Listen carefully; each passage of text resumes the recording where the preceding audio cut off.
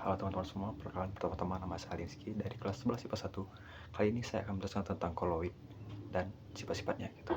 Oke, pertama-tama sebelum kita apa itu koloid, sebelumnya kita harus tahu sifat dari larutan. Sifat dari larutan biasanya ada dua, yaitu homogen dan heterogen. Nah, apa itu homogen? Homogen adalah sebuah larutan yang semua partikelnya itu terlarut secara sempurna. Dengan kata lain bisa dibilang tidak terpisahkan dari larutannya. Nah, sedangkan heterogen itu partikel-partikel pada larutannya tidak terlarut dengan sempurna sehingga dapat dipisahkan. Nah, contohnya pada larutan heterogen kita bisa membuat contoh seperti pasir yang dilarutkan pada air, dan pada larutan homogen kita dapat membuat contoh seperti teh manis mungkin ya gitu. Nah, kali ini kita bahas koloid. Apa itu koloid? Nah, koloid itu adalah sebuah larutan yang partikelnya tidak dapat pisahkan namun tidak sekecil larutan homogen. Contohnya saus tomat dan aerosol gitu. Nah, koloid itu tersusun antara partikel dan medium. Partikel pada koloid disebut oleh frasa terdispersi dan mediumnya disebut oleh medium pendispersi. Oke, seperti itu. Nah, selanjutnya sifat-sifat dari koloid. Tidak seperti larutan pada umumnya, koloid itu memiliki beberapa sifat. Yang pertama itulah sifat Brown. Nah, pada sifat Brown, partikel-partikel pada koloid itu bergerak secara acak dan pertama kali ditemukan oleh Robert Brown.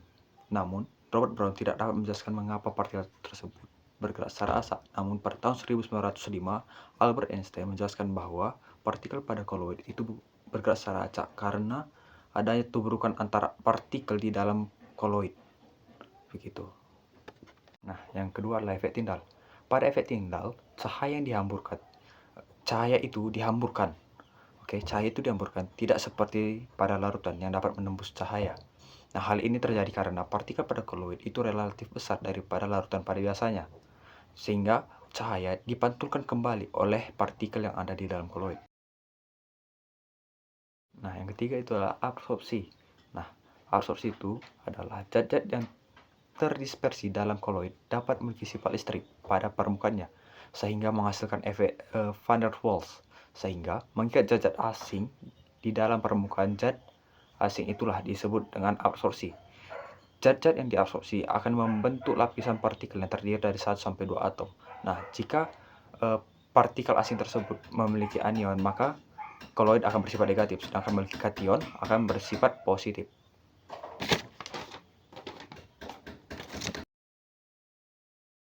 Keempat itu adalah elektroforesis. Nah, koloid dapat memiliki muatan sehingga dapat bergerak ke elektroda yang berlawanan muatan. Migrasi ini disebut sebagai elektroforesis. Contohnya, pada pengecatan mobil, mobil tersebut akan dialiri listrik terlebih dahulu sehingga cat yang menempel lebih kuat begitu. Yang kelima adalah dialisis. Nah, dialisis itu apa? Dialisis adalah pemurnian koloid yang berdasarkan perbedaan ukuran partikel. Dialisis ini dapat dilakukan dengan cara menempatkan koloid dalam kantong semi permeabel.